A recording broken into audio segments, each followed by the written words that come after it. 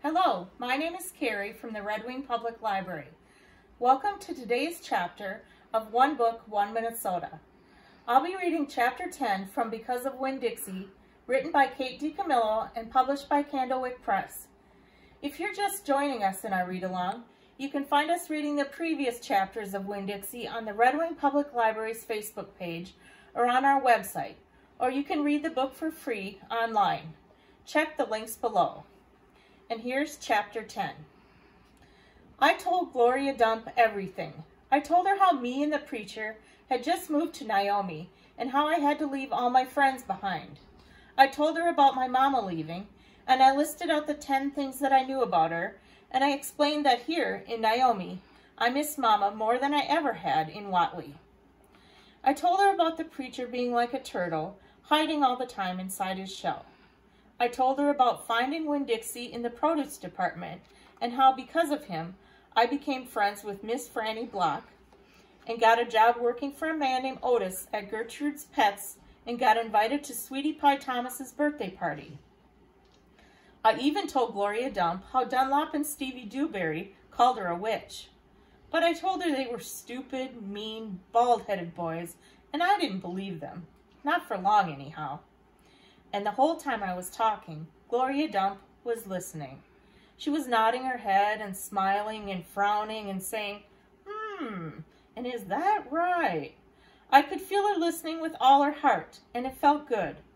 You know what, she said when I was all done? What?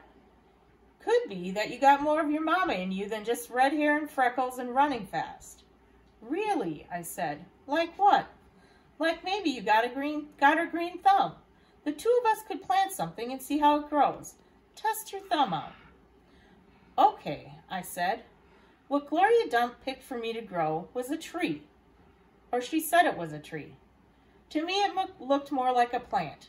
She had me dig a hole for it and put it in the ground and pat the dirt around it tight, like it was a baby, and I was tucking it into bed. What kind of a tree is it? I asked Gloria Dump. It's a wait-and-see tree, she said. What's that mean? It means you gotta wait for it to grow up before you know what it is. Can I come back and see it tomorrow? I asked. Child, she said, as long as this is my garden, you're welcome in it. But that tree ain't going to have changed much by tomorrow. But I want to see you too, I said. Humph, said Gloria Dump. I ain't going nowhere. I be right here. I woke Winn Dixie up then. He had peanut butter in his whiskers, and he kept yawning and stretching. He licked Gloria Dump's hand before we left, and I thanked her.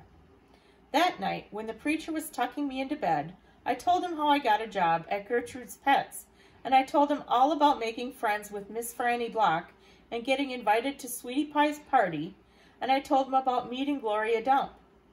Winn Dixie lay on the floor, waiting for the preacher to leave so he could hop up on the bed like he always did.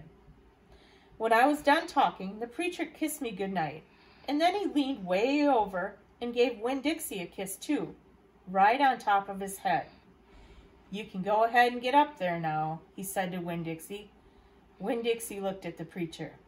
He didn't smile at him, but he opened his mouth wide like he was laughing, like the preacher had just told him the funniest joke in the world, and this is what amazed me most.